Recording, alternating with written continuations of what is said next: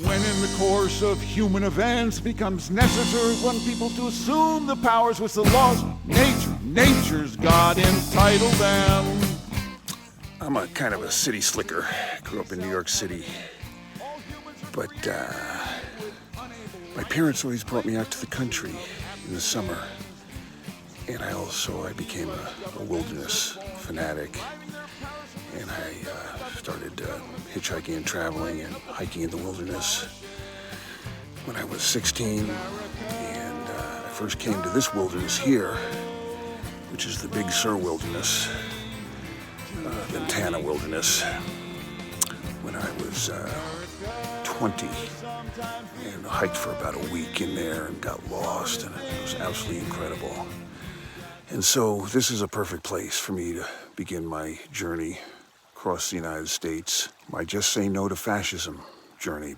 I don't like to tell this to people, but unfortunately, we are in the Third World War. Now, we can't get freaked out about it because people are already very traumatized and psychologically damaged, and it's going to be a long fight, and we're going to have to keep on living and healing and partying as well as fighting and coming up with new ideas.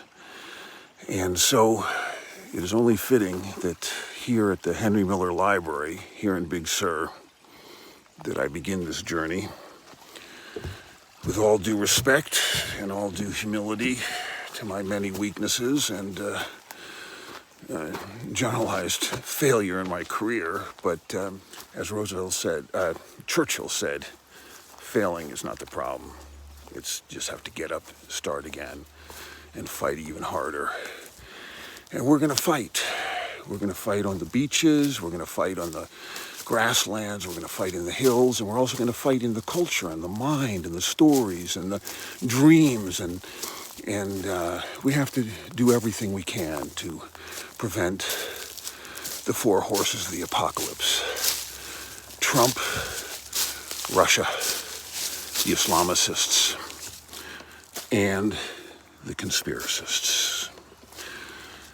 And so I begin my journey from a very, very strong place. 3 days here in this trailer next to the Henry Miller Library, courtesy of its great director, Magnus. There it is, in all its beauty. And with love, appreciation, I begin this trip. What it will produce, I have no idea, but liberal democracy is, if nothing else, a fuck of a lot more fun than fascist totalitarianism. And it's also much more beneficial economically usually in terms of art, although the Russians did produce a lot of great art. And it's healthier. Holocaust is a bad vibe. Annihilating countries that are smaller than you are a bad vibe. Israel is a very, very small country. The Arab countries are gargantuan. And it's not a fight of any rational reason. It's a fight of symbols. And the symbols that pretty much all of us enjoy and appreciate is that of freedom, free speech. I think I left something open. Well, we have to be professional in this struggle. We have to check everything, and we can't drive around with our doors open. From Big Sur, I head to Oakland, and then I take off for Montana and the East Coast. And along the way, I'm going to sing my song of civilization, my 15 songs stolen from the greats of ancient literature. And I'm going to tell my story that we can stop World War III by just saying no to fascism.